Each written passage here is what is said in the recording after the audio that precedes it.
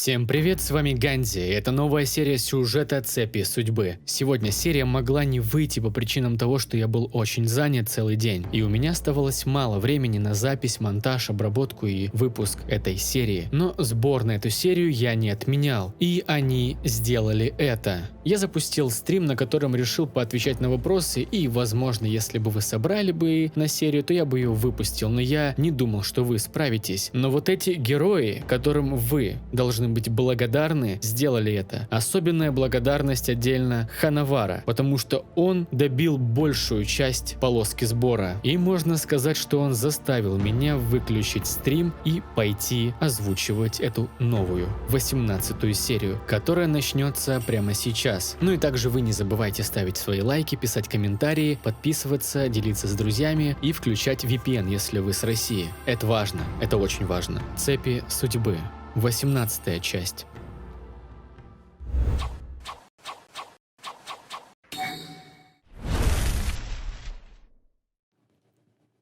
Глава 18.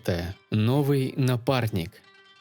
«Обита, что ты хочешь мне показать? К чему такая секретность?» – проговорила Рин. Я вел ее в свою комнату, ладошками прикрывая глаза. Она неловко ступала, боясь запнуться. Наконец мы пришли. Я убрал руки, давая Рин возможность осмотреться. Та сразу же стала вертеть головой во все стороны, пока ее взор не уцепился за коробочку на столе. «Подарок? Мне?» – смущаясь, спросила она. Я кивнул, широко улыбаясь. «Давно ты не делал мне сюрпризов». «Прости, просто я не знал, что тебе подарить, а покупать ерунду это как-то...» – тараторил я, пытаясь оправдаться за свой промах. Пока я говорил, Рин подошла ко мне и приложила пальчик к губам, останавливая словесный поток. «Обита, я люблю тебя не из-за подарков и комплиментов, а потому что ты замечательный человек», – проговорила она строго, а затем смягчилась и, улыбнувшись, продолжила. «Но твои подарки для меня очень дороги. Спасибо тебе». «Ха, я надеюсь, что тебя это порадует. Открывай скорее», – смущенно ответил я, переминаясь с ноги на ногу. Рин села на стул и начала распаковывать коробочку, что была украшена лентами. Когда она управилась с упаковкой и открыла крышку, ее глаза заблестели. «Обита, это не может быть!» – восхищенно воскликнула она, хлопая в ладоши. Я облегченно выдохнул, кажется, ей нравится так держать, ай да я. «Но где ты достал ее? Из-за войны торговля между странами резко сократилась». Рин выкинула одну клубинку и съела ее, закрывая глаза от удовольствия. «Ну, я знаком с одной старушкой, у которой сын весьма влиятельный торговец. В своем огороде она выращивает клубнику на продажу. Вчера я помог ей заделать крышу, вот она и предложила мне, а я вспомнил, как ты ее любишь». «Ты такой внимательный, как вкусно!» Глядя на довольное лицо Рин, я невольно вспомнил, что моя мама тоже очень любила клубнику. Бабушка говорила, что мужчины часто выбирают девушек, которые похожи на их матерей. Так или иначе, я счастлив, когда вижу ее довольное лицо и эти ямочки на щеках от прекрасной улыбки. «Обита, а ну-ка попробуй, это так вкусно?» – сказала Рин, тыча мне в рот ягодой. «Нет, это же твой подарок, я не могу его съесть», – пытался увернуться я. Тогда она встала со стула и набросилась на меня, повалив на пол. «Открывай рот, Обита-учиха!» «Нет, я не съем твой подарок!» «Вот ведь упрямец.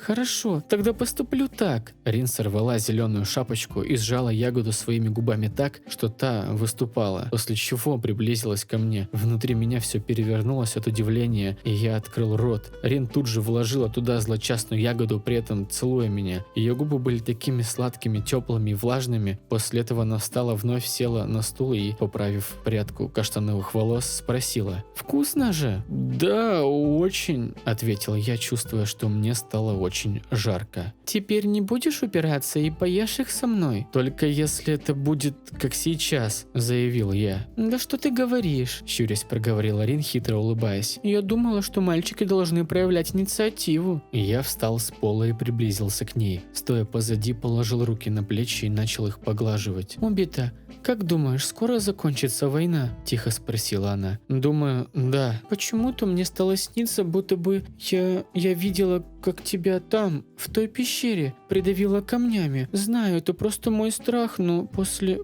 последней миссии эти сны стали частенько меня посещать, как будто бы я вижу ужасное будущее или прошлое». Я обвил руки вокруг ее шеи и прижал к себе. Слова Рин эхом разошлись внутри меня, ведь я и сам видел такие сны. Быть может, это связано с тем, что она побывала между жизнью и смертью, хотя, скорее всего, я просто стал параноиком. Мне нужно быть рядом с ней, чтобы поддержать в трудную минуту. Я не потеряю бдительности, не в этот раз. Отбрасывая негативные мысли, я тихо промолвил: «Я здесь, с тобой, никуда я не денусь, обещаю». «Я знаю», – также тихо ответила она. Я наклонился и приложил губы к ее голове. Рин пахла луговыми цветами, чем-то нежным и мягким. Это были замечательные минуты, пока я не поднял глаза. Через окно за нами наблюдал Какаши. Он сидел на крыше и своим холодным взглядом прямо-таки пилил меня. Открыв окно, он проговорил монотонно и, как всегда, язвительно: «Я рад, что ты теперь целуешь не фотографию, Рин». Для меня это было словно удар молнии. Я отскочил назад краснея, как помидор.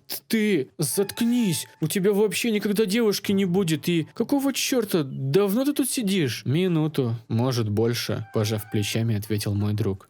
«Рин, ты видела его?» – спросил я, глядя на нее. «Не сразу, но да», – ответила она, дочищая ягоды. «Почему ты не сказала-то? Этот же дурак такой момент испортил!» «Обита, ты так мило стесняешься. Мне просто было не принципиально. Какаши ведь наш друг, он и так обо всем знает». «Но...» «А что, ты чего, смутился?» Лукаво улыбнулась она. «Что ты тут делал, Обита? Ты извращенец, да?» Еще холоднее проговорил Какаши, смотря на меня с отвращением. «Ничего я тут не делал.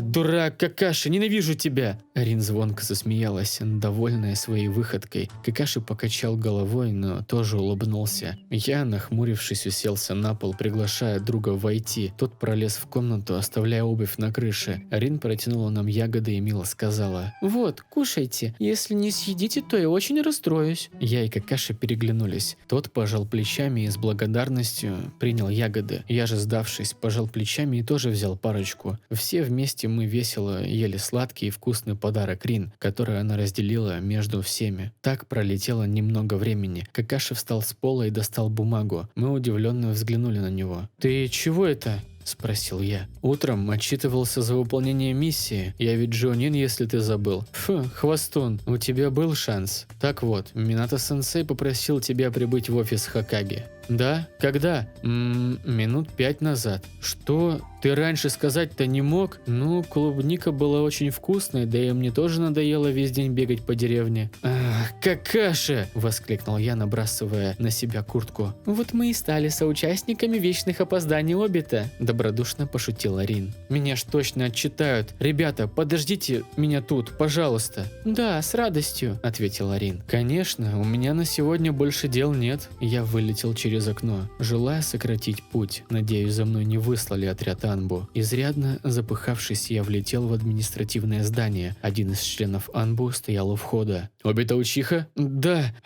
Прошу прощения за опоздание». «Ничего, у господина Хокаге все равно была незапланированная встреча. Прошу за мной». «Есть». Мы двигались по коридорам. Я уже бывал тут после стычки с Соками. Да, частенько мы отчитывались лично третьему после миссии. Боец Анбу открыл мне дверь, жестом указывая войти. Я послушно зашел. На этот раз меня привели в кабинет, который предназначался для заседаний. Как правило, в нем участвовали старейшины, командующие армией, главы крупнейших кланов, Хокаге и богатейшие люди деревни. Последние редко бывали на встречах, ибо мало понимали что-то в политике. Однако, если это было напрямую связано с их кошельком, то они все непременно присутствовали. Хокаге сидел в центре стола, что полукругом стоял в комнате. Напротив него был Минато-сенсей, который указывал пальцем на бумагу, лежащую на столе. Третий сразу заметил меня, улыбнулся и проговорил: «Обита, приветствую тебя». «Мое почтение, господин Хокаге, и вам, сенсей», – ответил вежливо я, кланяясь. Учитель добродушно кивнул.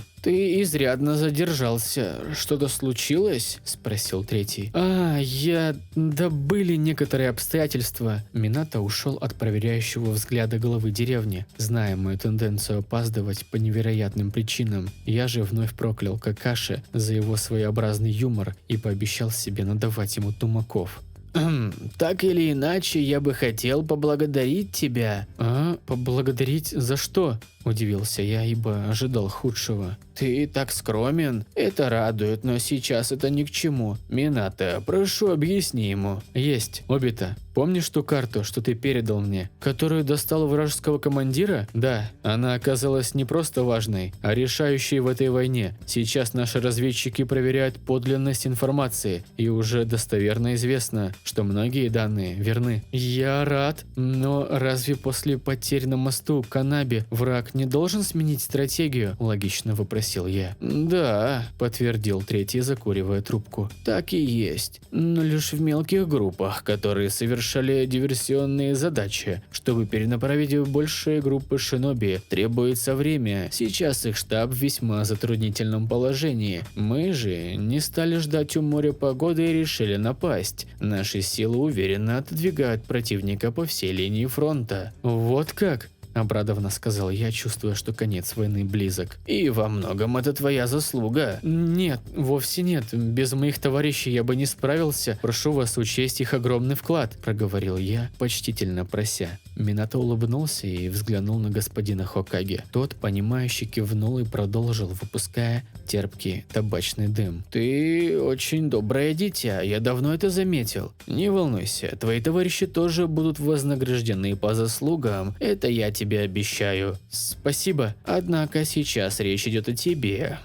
Обита Учиха. В связи с твоими заслугами, рекомендации со стороны населения Канохи, твоего сенсея и капитана группы Минато, а также капитана предыдущей миссии Какаши Хатаки, советом старейшины мной лично было принято решение повысить тебя до ранга Джоунина. Я обомлел. Глаза забегали по помещению от недоумения. Разве я не должен пройти экзамен, чтобы доказать, что достоин?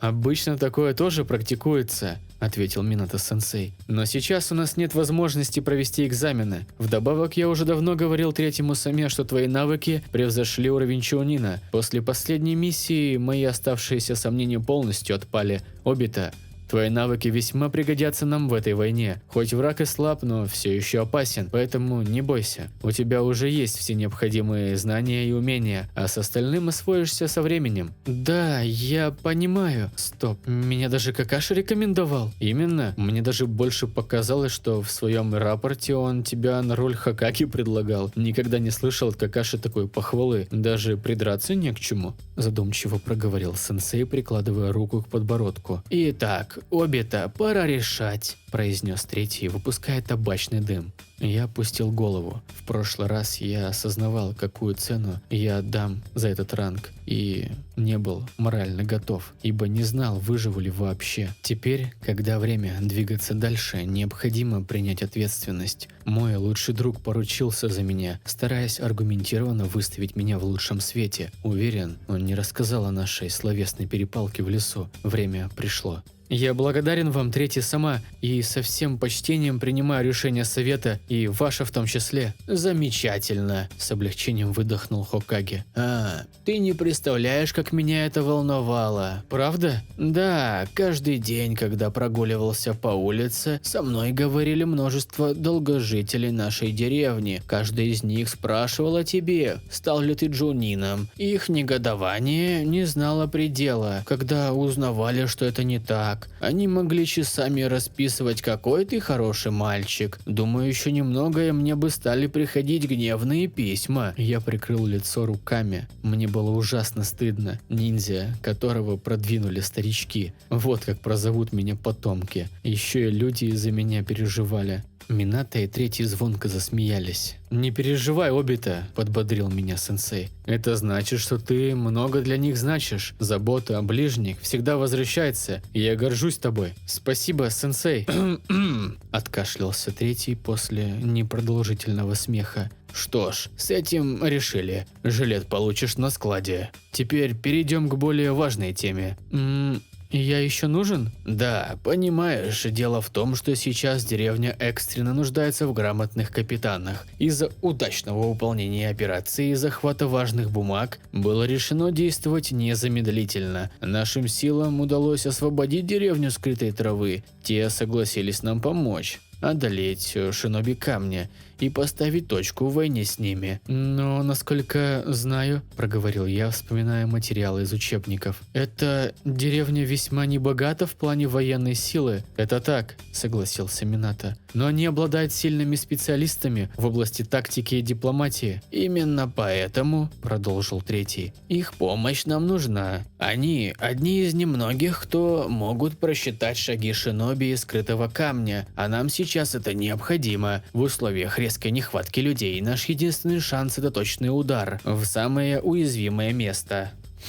Понятно. Но нам пришлось принять их условия. Какие же? Во-первых, прислать отряд высокоуровневых шиноби, чтобы защищать жителей и местных командиров, пока те заняты стратегическим планированием. Во-вторых, прислать медиков, дабы вылечить раненых ниндзя травы. Многих ирянинов из их деревни увели шиноби камня при отступлении. Так, а что требуется от меня? Спросил я. Тебе следует отправиться в деревню скрытой травы. Твой сенсей уже доставил туда копию карты день назад. К сожалению, у Минато сегодня другое задание, не менее важное. Сенсей, вы уходите? Да, меня посылают на передовую, там необходимы полевые командиры, поэтому меня и Какаши посылают на задание. Какаши тоже? Воскликнул я. Он мне ничего не сказал. Неудивительно, проговорил третий. Решение было принято как раз перед твоим приходом на экстренном совещании. Хатаки Какаши прекрасно разбирается в тактических маневрах, хоть и весьма юн. Думаю, под контролем Минато они быстро справятся. Но это значит, что мне придется отправиться в деревню скрытой травы одному? Нет, отрицательно покачал головой господин Хокаге. Сам понимаешь, отправлять тебя на важное задание без поддержки было бы весьма опрометчиво, поэтому я весь в раздумьях. Что насчет Рин? Вставил я, пока все молчали. Она хороший медик и получает практику вне миссии, ведь одним из условий была доставка ниндзя-медика и его помощь раненым. Отличная идея, Обита, поддерживаю, согласился Минато-сенсей. Действительно, Рин Нахара на хорошем счету. Вдобавок она прошла курсы повышения квалификации, но не будет ли для нее это слишком сильной нагрузкой? Свободных медиков в помощь ей, увы, нет. Она справится, я не позволю ей перенапрягаться, обещаю. Что же, ты как Джонин уже можешь давать оценку. Я доверяю тебе. Благодарю вас. Не стоит благодарности. Что насчет замены Какаши Хатаки, то у меня есть один вариант.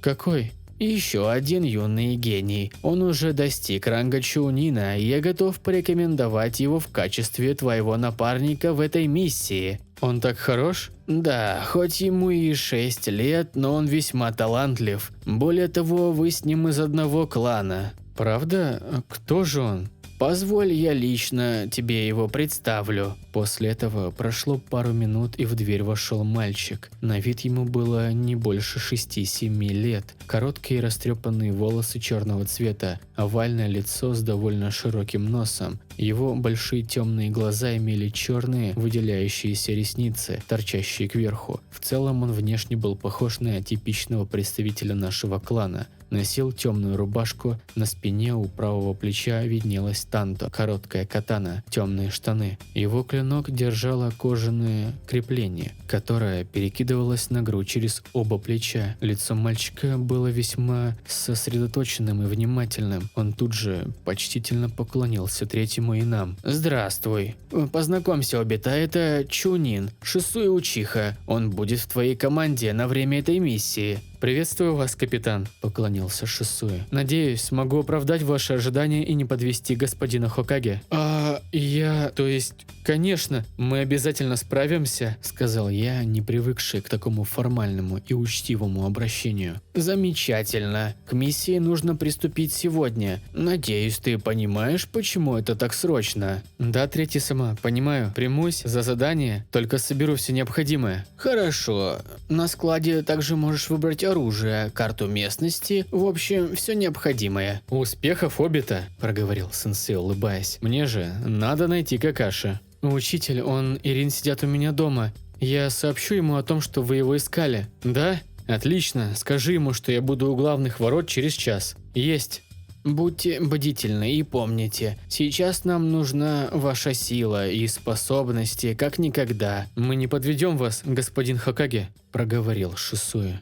Поклонившись еще раз, я и мой новоиспеченный напарник отправились на склад.